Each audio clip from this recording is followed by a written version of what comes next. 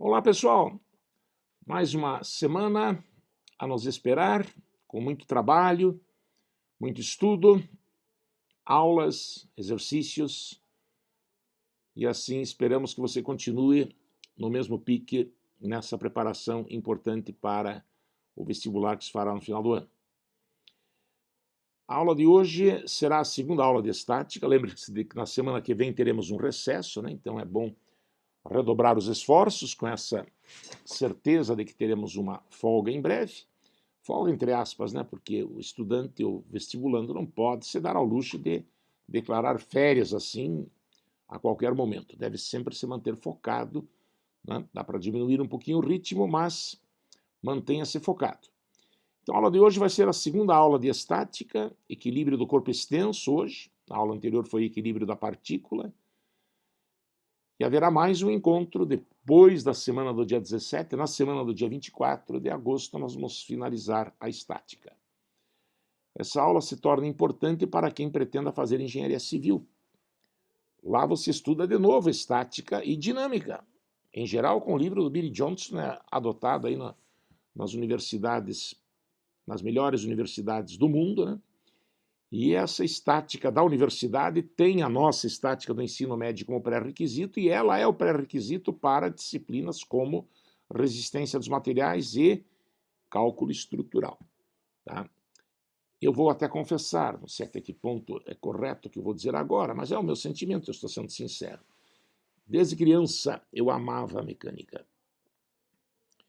Cinemática, estática, dinâmica, mecânica era comigo mesmo. O que eu resolvi fazer? Engenharia mecânica. Tá? Mas depois, agora, depois de velho, depois de ter lecionado para o terceiro ano de engenharia civil, a mecânica dos fluidos, que também é obrigatória para o engenheiro mecânico e também para o engenheiro químico, eu trabalhei mais de perto, ou pude observar mais de perto os interesses do engenheiro civil. E hoje, se fosse fazer o vestibular nas condições que fiz anos atrás, eu já escolheria civil, justamente pela oportunidade de aplicar as condições de equilíbrio do corpo extenso no cálculo estrutural, e aí se inclui também aquela parte de treliças que a gente já estudou. Mas o nosso foco, é claro, tem de ser as escolas militares. Então hoje nós vamos ver, eu curtia muito, especialmente o assunto desta aula. Achava bem interessante, bem legal. Espero que você também acabe concordando comigo. Então nós vamos ver questões, algumas tranquilas, de AFA, de ITA, algumas já de nível um pouco mais elevado, e questões recentes, né? Questões que você vai ver pelo grau de complexidade que elas não chegam a ser complicadas. São questões que você não pode perder em hipótese alguma. Vamos deixar a parte mais complexa para o encontro da semana do dia 24. Ok? Eu não vou me referir à parte teórica, ela está na apostila que você tem à disposição, até porque a teoria é bem conhecida de vocês, em especial aqueles que foram meus alunos no ano passado lá na Ângelo Sampaio, ou há 2 anos também, né? Pois é. Então, saber que a força resultante deve ser zero e que a soma dos momentos das forças em relação a qualquer ponto é zero, e que momento ou torque é o produto da força pela distância de um ponto que você arbitra, chamado polo, até a reta suporte da força, é claro que são condições básicas. Caso alguém não tenha bem essa lembrança, terá de dar uma leitura, fazer uma leitura breve na teoria. Mas vocês logo vão lembrar, aqueles que estiverem esquecidos, pelos próprios exercícios. Primeiro exercício. Questão da AFA, na AFA também cai demais. Aliás, antes disso, né? Resposta do desafio da aula 21. Nós estamos hoje iniciando o volume 8, é isso, né? Então, a última aula do volume 7 foi a primeira aula de estática, equilíbrio da partícula, teve a resposta x igual a 100 raiz de 21 sobre 3 centímetros. Parece que ela estava impressa lá, mas com algum problema de formatação, então esclarecendo a todos, a resposta certa é esta. Não deveria, sendo um desafio, não deveria estar impressa. Foi um lapso, mas confira. Essa questão, bem como a questão número 18 da mesma aula, embora se refiram a equilíbrio da partícula, não requerem o conceito de momento que nós vamos ver hoje, elas requerem o teorema das 3 forças, que será explicado no encontro seguinte. Então, caso você tenha tido alguma dificuldade no desafio ou na questão número 18, não se perturbe. É bem provável que seja a falta dessa informação que normalmente é passada na última aula de estática. Caso você conheça esse teorema das três forças, né? Um corpo extenso em equilíbrio sob a ação de três forças que não são paralelas é necessário, só estará em equilíbrio se elas forem concorrentes. Tá? Explicarei, demonstraremos esse teorema na outra aula. Se você já o conhece, tudo bem. Se não o conhece, então aguarde, a explicação virá no próximo encontro. Então, AFA 2007, problema clássico, né? Manjado, básico, sobre equilíbrio do corpo extenso. Uma prancha de comprimento 4 metros e de massa 2 kg está apoiada nos pontos A e B, conforme a figura. Um bloco de massa 10 kg é colocado sobre a prancha a distância x igual a 1 metro da extremidade da direita. E o sistema permanece em repouso, equilíbrio estático, portanto. Nessas condições, o módulo da força que a prancha exerce no apoio B é em newtons. Reação no apoio B. Calcular as reações nos apoios é uma das grandes aplicações desta aula. Primeira atitude é desenhar as forças, né? A figura vem limpa, não vem com essas flechinhas.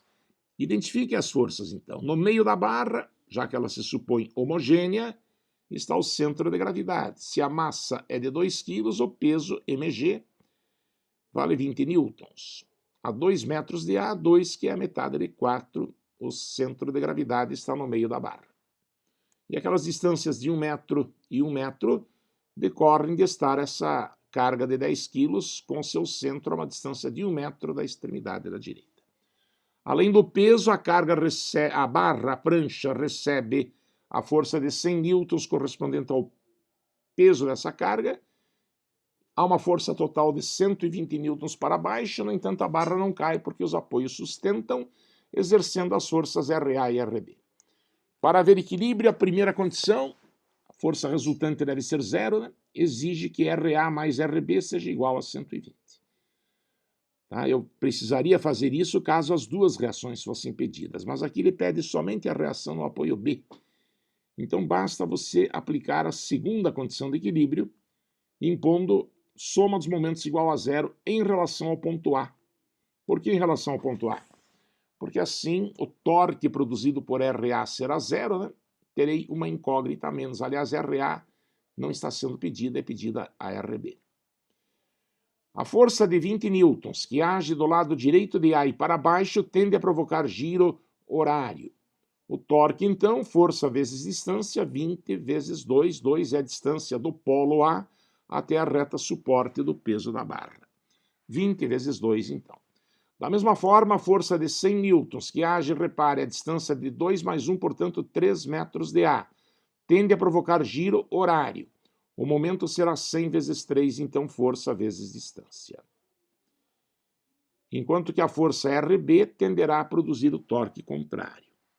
Ela produz torque pelo sentido anti-horário. Por isso, o seu momento entrará do lado direito.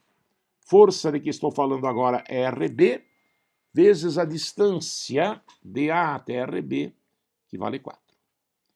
40 mais 300, 340 igual a 4 RB, RB igual a 340 sobre 4, 170 sobre 2 dá 85 newtons.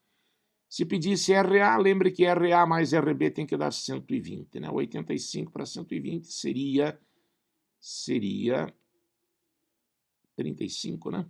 35 newtons seria o valor da reação, 35 newtons seria o valor da reação em A. Naturalmente menor do que em B, RB deve ser maior do que RA devido à proximidade dessa carga de 100 newtons. Tá? Então esse é o problema básico. Vocês vão dizer, não, mas esse é fácil, tranquilo, aprendi lá no colégio. Pois é, mas os outros até parecem mais complicados, mas no fundo acabam recaindo sempre nesses. Quem vai fazer a AFA, equilíbrio lá também é muito comum. IME, daí no IME caem aquelas questões enormes, né, tipo a questão número 20 dessa mesma aula, mas que também exige as mesmas considerações. Ok? Então vamos a mais emoções. Estática cai bastante, tem caído nos anos recentes, vamos inclusive ver algumas questões ainda nesse encontro, tá? É questão que você não pode perder. Tá? Então, vamos ver outras aplicações das condições de equilíbrio do corpo extenso. ITA 2016. A figura mostra uma placa fina de peso P dobrada em ângulo reto sobre uma esfera de raio A. O coeficiente de atrito mínimo entre esses objetos para que a placa não escorregue. Veja de que maneira alguém teve a ideia de colocar essa placa dobrada. Se ela for lisa, e a superfície esférica lisa também, ela não fica parada. Aí, né? Ela cai pela ação da gravidade. Faz um giro aí pelo sentido anti-horário, né? Mas o atrito, sim, é capaz de segurar. Atrito que existe, que age sobre a placa exercido pela esfera na parte superior e na parte lateral esquerda aqui. Detalhe, antes que eu esqueça, esse teste traz uma falha. A rigor, na minha opinião, é uma falha. Até deixo-os à vontade para defenderem o teste, caso achem que eu esteja criticando sem fundamento. Mas, na minha opinião, embora a figura sugira que esses dois pedaços em que a barra foi dobrada em ângulo reto sejam iguais, né?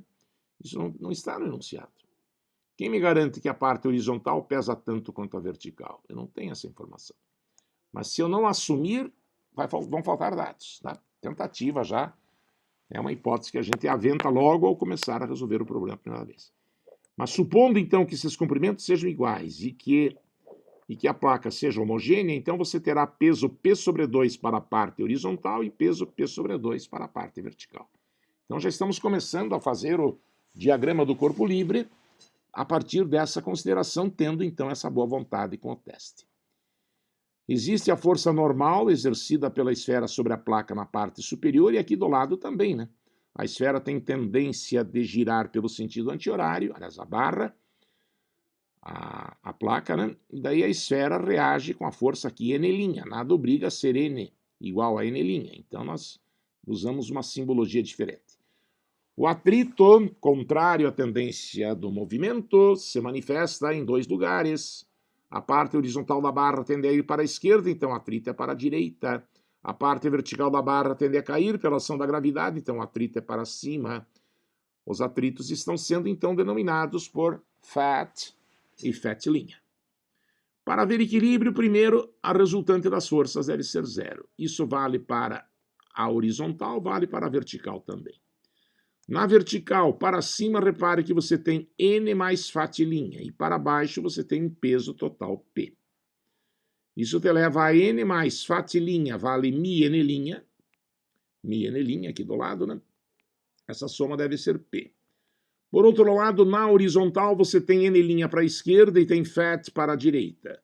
Para haver equilíbrio, as forças horizontais devem se cancelar, então N' em módulo igual a fat igual a mi, como você sabe. Vamos levar essa expressão de N' na linha anterior. Fica N que já estava lá, fica, mais mi que já estava lá, fica. No lugar de N' você vai colocar mi-N, foi o que eu fiz, igual a P copiando o segundo membro. Colocando N em evidência, N que multiplica 1 mais mi quadrado igual a P. Isolando, você terá N igual a P sobre 1 mais mi quadrado. Ou seja, já encontrou a expressão em função do coeficiente de atrito, que não é um dado, da força normal exercida sobre a parte horizontal da placa. A seguir, você ainda poderia calcular N' se quisesse. Mas, já que a pergunta não é nem N, nem N', e N você já calculou, é inteligente agora aplicar a segunda condição de equilíbrio, escolher como polo o próprio centro da esfera. Não produzem torque em relação a esse ponto o peso da parte horizontal superior e nem a força N. O torque de N será zero, por isso N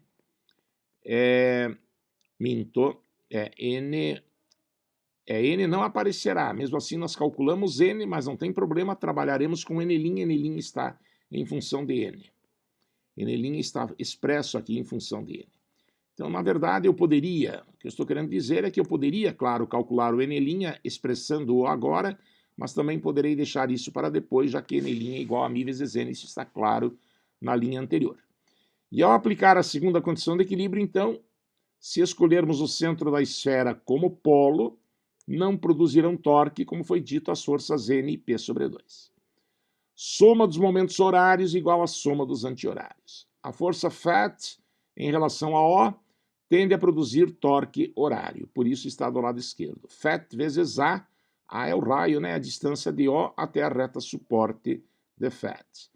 A força Φ', aqui do lado, também tende a produzir torque pelo sentido horário, então está do lado esquerdo. Φ' vezes A também, A é a distância de O até a reta suporte de Φ'. E, finalmente, P sobre 2, isto é, o peso da parte vertical da placa, tende a produzir torque pelo sentido anti-horário. Por isso, ele está do lado direito da igualdade. A força é P sobre 2 e a distância da reta suporte de P sobre 2 até O vale A também. Repare que o A acaba simplificando. No lugar do Φ, você coloca μN, fórmula da força de atrito. No lugar de Φ' é μN', mas N', então, que foi dito há pouco, vale μN. Ok? Então não precisa calcular N'. Se você tiver N, basta. Igual a P sobre 2. Coloque N em evidência. N que multiplica μ mais μ quadrado igual a P sobre 2. E por isso N igual a P dividido por 2, que multiplica μ mais μ quadrado, passando μ mais μ quadrado dividindo. Tá? As equações 1 e 2 trazem expressões para N, então os segundos membros devem ser iguais. Comparando 1 com 2, P sobre 1 mais μ quadrado igual a P sobre 2, que multiplica μ mais μ quadrado. Cancele o P, passe o denominador do segundo membro para o primeiro multiplicando, fica 2μ quadrado mais 2μ igual, o denominador do primeiro membro passa para o segundo multiplicando, fica 1 mais μ quadrado. Isso te leva a uma equaçãozinha do segundo grau em μ. μ quadrado mais 2μ menos 1 igual a zero. Aplicando Bhaskara, verifique, por favor, rejeitando a raiz que não será conveniente. Tá? As raízes têm sinais opostos, né? Produto das raízes é negativo, diria o Vanderlei, né? Se o C é negativo é porque o produto das raízes é negativo, então a gente fica só com a raiz positiva. Raiz de 2 menos 1, valor que está na letra C. Tranquilo, veja, essa questão caiu em 2016. Difícil? Fácil eu não diria, jamais colocaríamos essa questão para as pessoas que vão fazer um vestibular normal, a não ser como um desafio lá pelo final da coleção. Mas para a ITA é uma questão corriqueira, para a IME também, tá? Situações semelhantes já apareceram várias vezes, e não chega a ser, me parece que não chega a ser o fim do mundo, né? Então essa fama que a estática tem de ser tranquila é correta, na minha opinião. Alguns acham assim, de talvez pela facilidade, pela tranquilidade, pela monotonia, acabam achando uma matéria assim menos atraente.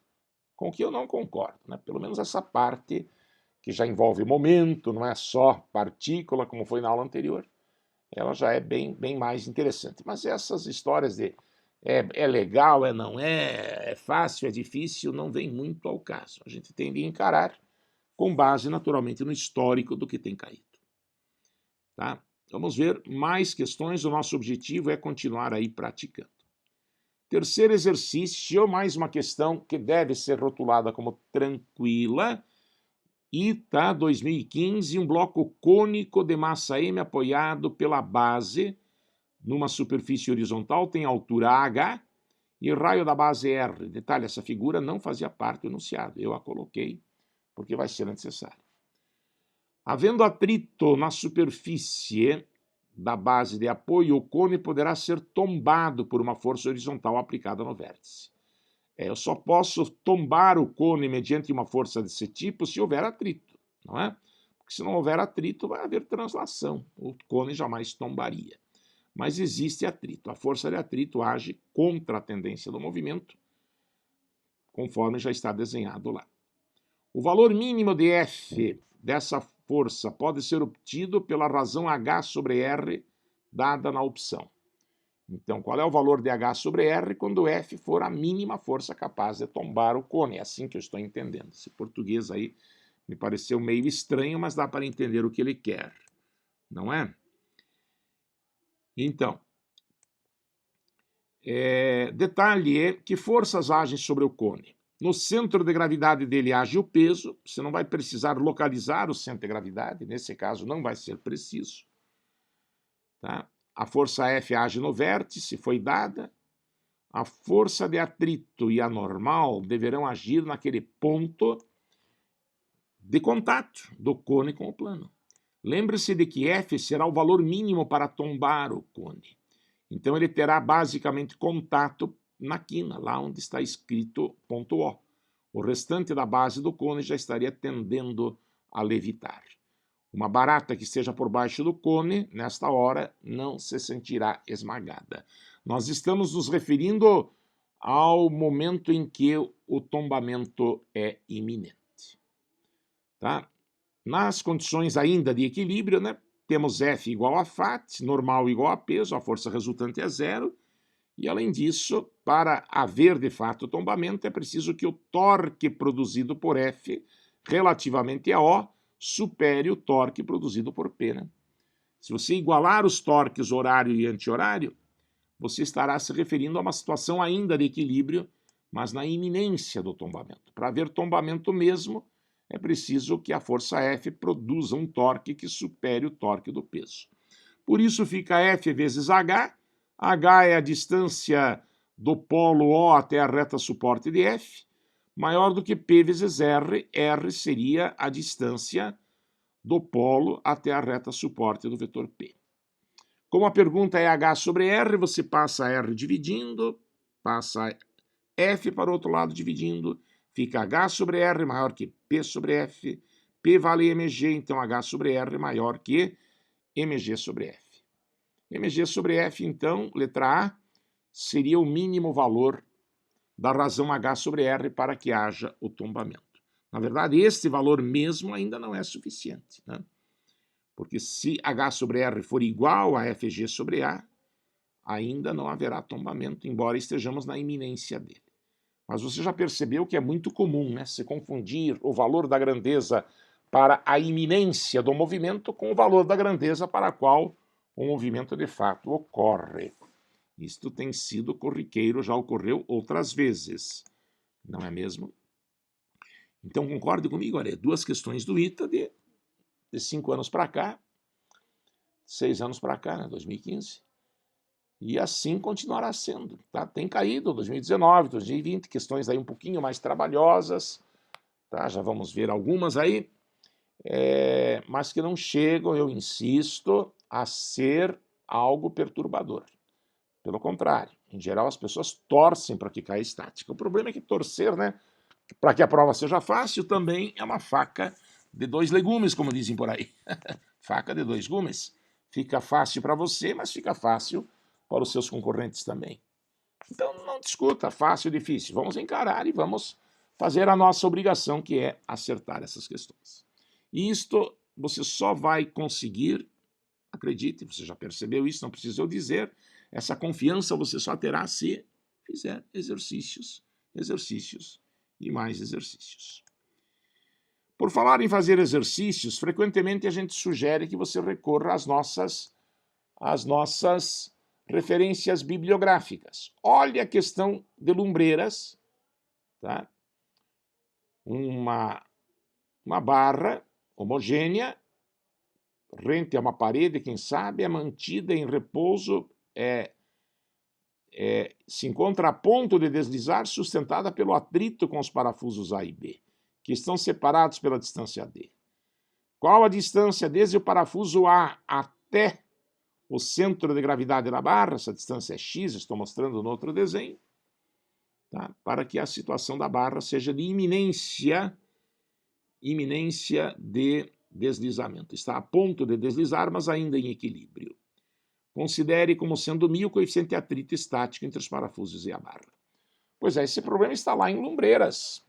Muitos alunos nossos dos últimos anos, que tiveram a felicidade de chegar lá, né? A gente não espera que você faça todos, tiveram a vida facilitada, porque olha só o que caiu no ITA no ano de 2017, que é o teste número 18.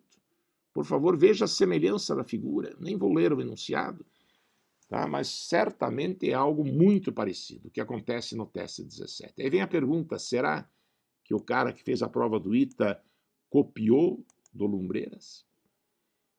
Afirmar ninguém pode, até porque Lumbreiras também copia de Saraiva, copia de Irodov, copia de Kozel, dos russos, né?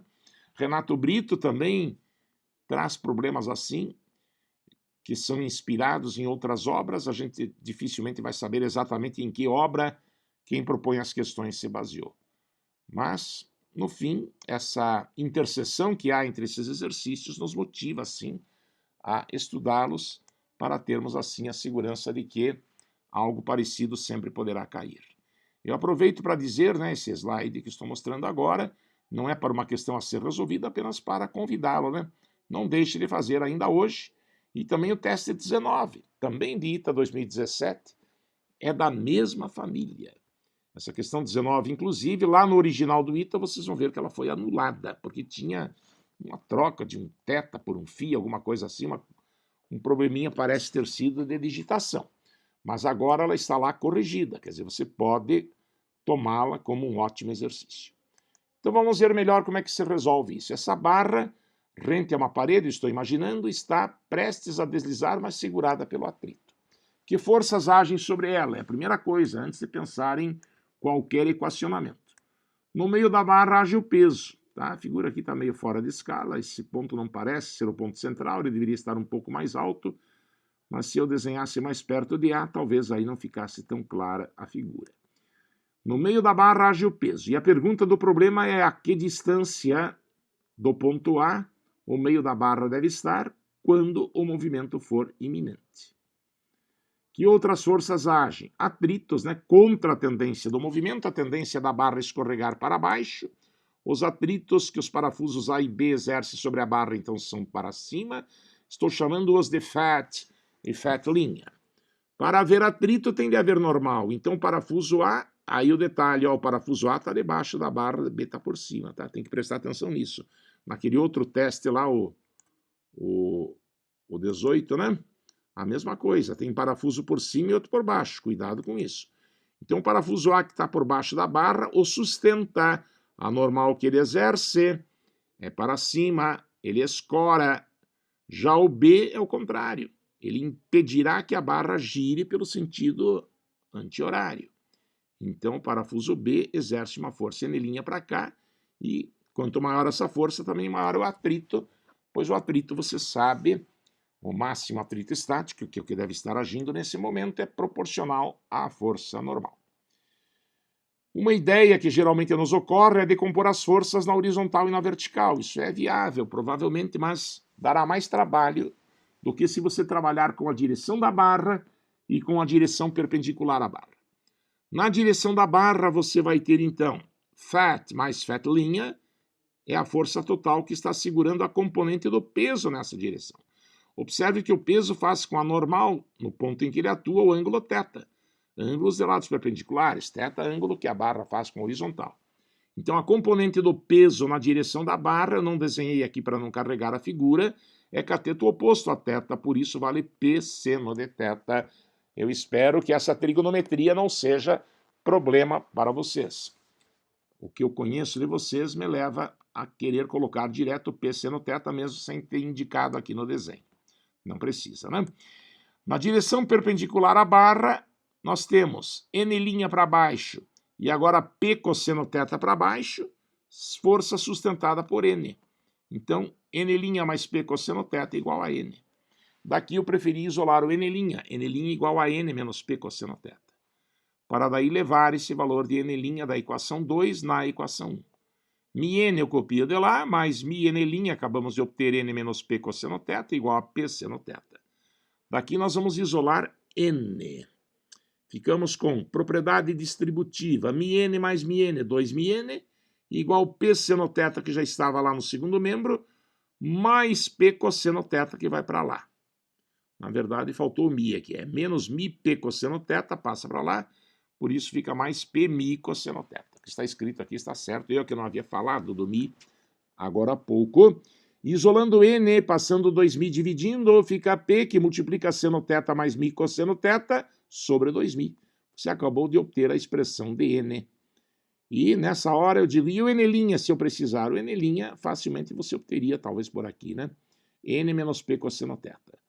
Mas você não vai precisar do n' se você fizer soma dos momentos em relação ao polo B, lá onde n' atua, certo? Então não precisa calcular o n', não. Soma dos momentos horários igual à soma dos anti-horários relativamente a B ponto que eu escolho como polo. A força N tende a fazer a barra girar em torno de B pelo sentido horário, beleza? Por isso ela está aqui do lado esquerdo, N vezes D. Enquanto que o peso tende a fazer a barra girar em torno de B pelo sentido anti-horário, por isso está do lado direito. Tá? Multiplicamos o peso nessa expressão do momento por D mais X cosseno de θ. Sim, porque qual é a distância do polo B até a reta suporte do peso? Se você prolongar o peso e traçar aqui a perpendicular, será exatamente o cateto adjacente a θ num triângulo onde a hipotenusa é D mais X, certo? Essas linhas eu não posso fazer aqui, senão eu acabo tumultuando a figura. Por favor, a distância que entra na expressão do torque do peso, eu repito, é essa distância daqui, até a reta suporte do peso, ou daqui até aqui. Por isso que eu digo que é cateto adjacente a θ num triângulo de hipotenusa D mais X, ficando por isso D mais X cosseno de θ. No lugar do N, você vai colocar a expressão obtida há pouco, P que multiplica seno θ mais mi cosseno θ sobre 2mi, vezes D, estava escrito lá, igual a P, aqui eu já estou aplicando a propriedade distributiva, D cosseno θ mais X cosseno θ. Portanto, cancelando o P e passando, aliás, aplicando a propriedade distributiva, mas, aliás, não, ainda está em evidência, né? D que multiplica, o P cancelou, seno θ mais mi cosseno θ, o 2mi, sim, esse que está dividindo, passa para lá multiplicando. O D ficou, mas o 2mi é denominador, passa multiplicando. 2mi que multiplica cosseno θ mais x cosseno θ.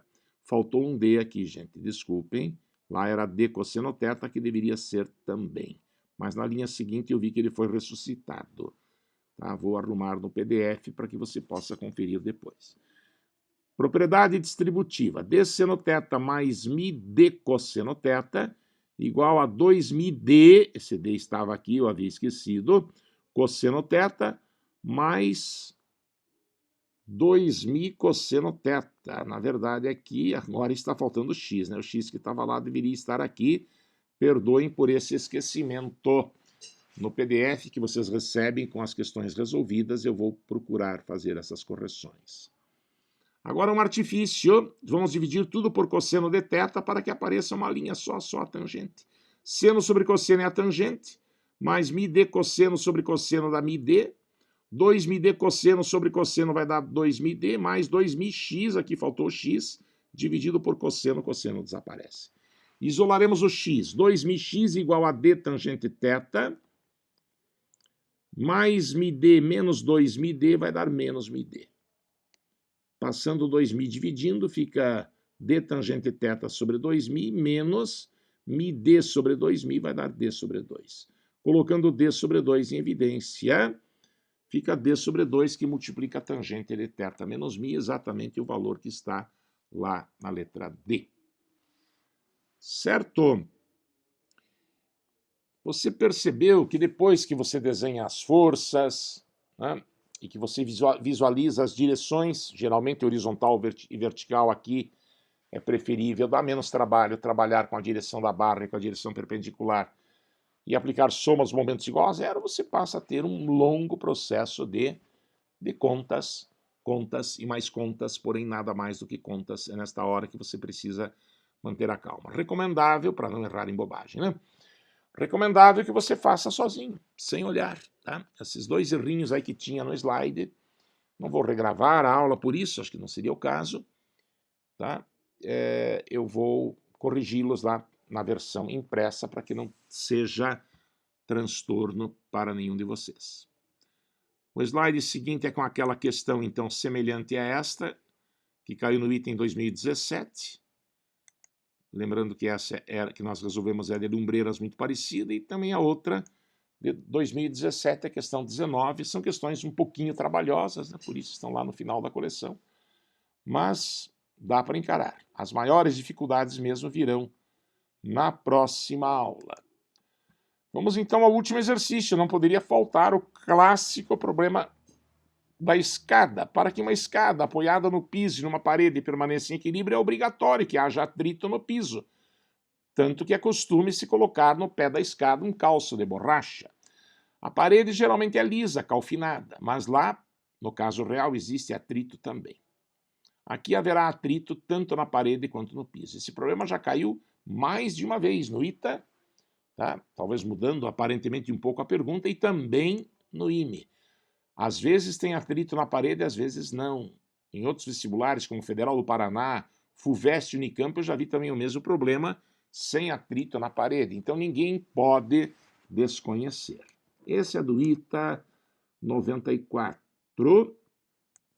Uma barra homogênea de peso P tem uma extremidade apoiada no assoalho horizontal e a outra numa parede vertical. O coeficiente de atrito em relação ao assoalho e com relação à parede são iguais a μ. Quando a inclinação da barra em relação à vertical é de 45 graus, e por isso esse triângulo é isósceles, né? Por isso que eu já chamei uma distância aqui, um cateto de A e outro também de A. Vou preferir trabalhar desta forma. A barra encontra-se na iminência de deslizar. Isso quer dizer que os atritos são os máximos valores do atrito estático, autorizando-nos, por isso, a usar μ vezes n. O atrito estático, espero que lembrem, é variável, varia de 0 até μn. μn é a expressão correta para o atrito estático quando este atinge o seu valor máximo. Qual é o valor de μ para que isso aconteça? Para que essa escada esteja na iminência de tombar para o ângulo de 45 graus. Quer dizer, qualquer ângulo menor do que esse ela tombaria. Então, desenhadas as forças, peso na vertical, normal lá embaixo para cima, a escada tende a empurrar a parede para a esquerda, a parede rígida responde com a força N2, a escada tende a escorregar para a direita, vem o atrito contra a tendência do movimento e aplica uma força para a esquerda. O ponto mais alto da escada tende a descer, como tem atrito também na parede, o atrito μn age sempre contra a tendência do movimento. Na vertical, então, você escreve μn2 mais n1, são as forças para cima, igual a P. E na horizontal, você escreve n2 igual μn1. As forças devem se anular. Portanto, da primeira equação, μ vezes n2, que é μn1, mais n1 igual a P, tá? Colocando n1 em evidência, vai ficar entre parênteses μ quadrado mais 1, que passa dividindo. Observe bem a matemática, o algebrismo aí. N1 vai ser P sobre 1 mais μ quadrado. E N2, que vale μn1, portanto, vale μp sobre 1 mais μ quadrado. Assim, você aplicou a primeira condição de equilíbrio, a força resultante deve ser zero, tanto na horizontal quanto na vertical, e agora você dá o golpe final, soma dos momentos horários igual à soma dos anti-horários, relativamente ao polo O. Tá? Eu esqueci de anotar aqui, mas o polo O é para ser o pé da escada, ok? Assim, as forças N1 e μN1 não produzem torque. O torque produzido por N2, sentido horário, por isso do lado esquerdo, N2 vezes A. A é a distância do polo até a reta suporte de N2. A força μN2 também tende a provocar giro horário, por isso o torque vai ser μN2 vezes A do lado esquerdo, sentido horário.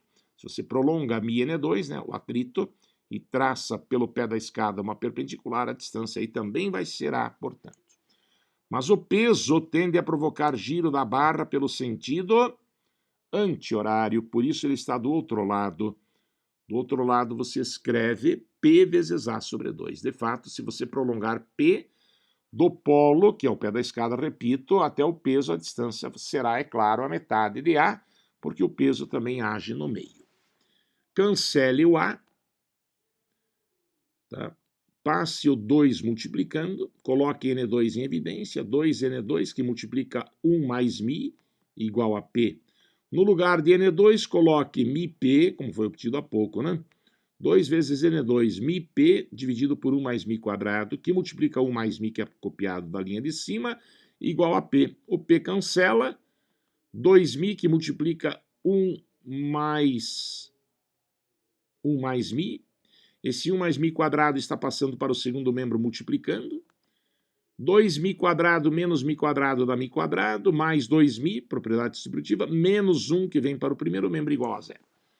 Por uma incrível coincidência, a mesma equação do segundo grau do problema número 2, né, de hoje. Mesma equação do segundo grau, mesma resposta. Mas é apenas um acaso. Resposta, letra B. A variedade de problemas assim é grande. E essa é a técnica, os conceitos básicos do cálculo estrutural. Lá no cálculo estrutural, o que muda, né, quando você entra na engenharia, é que as cargas sobre as barras, sobre as próprias treliças, nem sempre estão concentradas. Às vezes elas estão distribuídas uniformemente ou não. Então, o cálculo integral acaba sendo necessário para essas situações. Mas, no fim, você acabará recaindo basicamente nisso que você acabou de ver. É realmente um pré-requisito para a engenharia. A aula de hoje foi um pouco mais curta porque o assunto assim o enseja. Não preciso fazer mais exercícios. Eu acredito, sinceramente, que você esteja preparado para fazer todos os propostos, inclusive o desafio. Não deixe de resolver esses exercícios o quanto antes. Havendo dúvidas, eu tenho tido problemas com o meu e-mail institucional, tá? Eu tenho vários, inclusive. Tá? Um ligado à universidade, agora já não estou mais em atividade docente junto à universidade, ainda tenho ligação, porque existe ainda a finalização do meu processo de mestrado, mas aquele e-mail, pelo jeito, está realmente inoperante. O e-mail que eu tenho ligado ao colégio e ao curso tem apresentado alguma instabilidade. Estou verificando com a TI por que isso está acontecendo. E alguns de vocês têm comentado, né, que não estão obtendo respostas, simplesmente porque eu não tenho recebido essas perguntas. Qual a causa exatamente? Não sei. Tá? Então, lá no grupo de WhatsApp, eu passei o meu e-mail particular, tá? Podem recorrer a ele e também podem mandar as perguntas, que é o que a maioria tem feito através do WhatsApp. E outra novidade, né? Colocamos lá o aviso OBF. Quem é do terceirão? Estevam, Pedro Almeida, Gaio, quem mais é do terceirão? Se manifestem, tem mais gente aí. Do colégio positivo, né? Pessoas de outros colégios, infelizmente, eu não vou poder inscrever. Terão de se inscrever pelos seus colégios. A OBF finalmente foi divulgada, a data não está lá no site ainda, mas irá em breve. Eu recebi a informação em primeiríssima mão. Será no dia... As inscrições vão até o dia 9 de outubro. E a prova da primeira fase será no dia 17 de outubro. É um sábado à tarde, das 13 às 17.